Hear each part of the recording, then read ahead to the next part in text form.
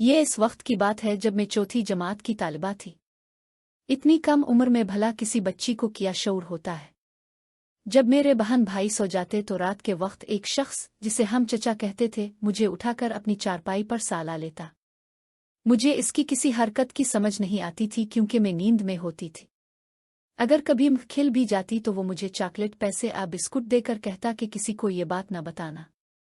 अगर वो ये ना भी कहता तो भी मैं किसी को कुछ ना बताती क्योंकि मुझे खुद ही मालूम नहीं था कि मेरे साथ क्या हो रहा है। वक्त गुजरता गया और मैं बड़ी होती गई। ये इस वक्त की बात है जब मैं तकरीबन 7 साल की थी। मेरे वालिद के एक दोस्त हमारे घर आए। उनका नाम मंजूर अहमद था, लेकिन वालिद उन्हें प्यार से मंजूरा कहते थे। उनके पास रहने की जगह नहीं थी, इसलिए वालिद ने उन्हें कुछ अरसे के लिए हमारे घर में रहने की इजाज़त दे दी। हमारा घर सिर्फ 2 कमरों पर मुश्तमिल था और जगह कम थी, लेकिन फिर भी वालिद ने उन्हें बच्चों वाले कमरे में सोने की जगह दे दी। मंजूरा दिन ने एक बढ़ई के पास काम करता था और शाम को वापस आता। वो अक्सर हमारे लिए कुछ न कुछ ले आता, जैसे फल, अंडे या डबल रोटी। आहिस्ता आहिस्ता घर वाले इस पर बहुत भरोसा करने लगे। वो घर के खर्च में भी हाथ बटाता था। कभी दाल चावल या तेल खत्म हो जाता तो वो खुद खरीद कर ले आता और पैसे लेने से इनकार कर देता। वो कहता कि चूंकि वो हमारे घर में रहता है इसलिए घर की खुशहाली में हिस्सा डालना इसका हक है। हम 4 बहन भाई थे और सब मुझसे छोटे थे। हम सब इसे चचा कहकर बुलाते थे। बच्चों को खाने पीने की चीज़ों का शौक होता है, इसलिए जब वो हमारे लिए बिस्कुट और टाफियां लाता तो हम बहुत खुश होते थे।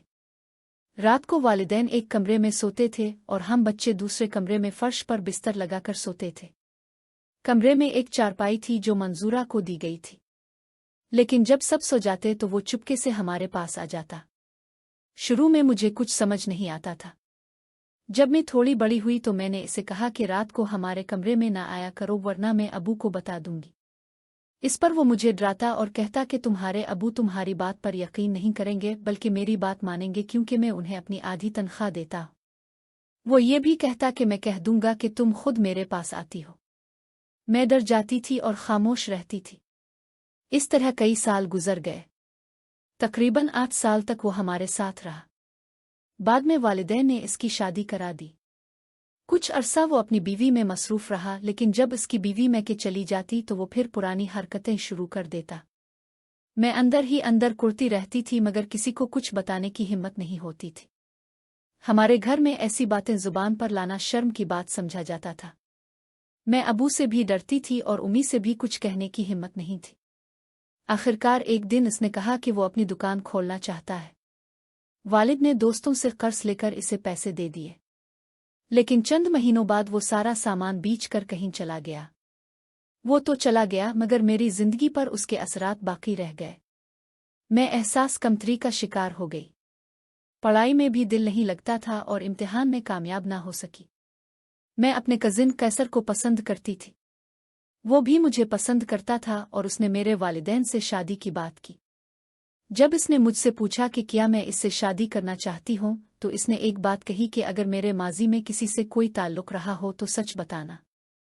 ये सुनकर मेरे सारे ख्वाब टूट गए। मैं इसे सच भी नहीं बता सकती थी और झूठ भी नहीं बोलना चाहती थी, इसलिए मैंने दिल पर पत्थर रख कर उससे इनकार कर दिया और कहा कि मैं किसी और से मोहब्बत करती हूँ। मेरे इनकार से वो बहुत बीमार हो गया। आज भी मुझे अफसोस है कि मैं सच ना बता सकी। ये मेरी जिंदगी की वो तल्ख हकीकत है जिसने मुझे हमेशा के लिए बदल दिया। मैं दुआ करती हूँ कि अल्लाह हर बेटी की इज्जत की हिफाजत करे और किसी बच्ची के साथ ऐसा जुल्म ना हो। आमीन।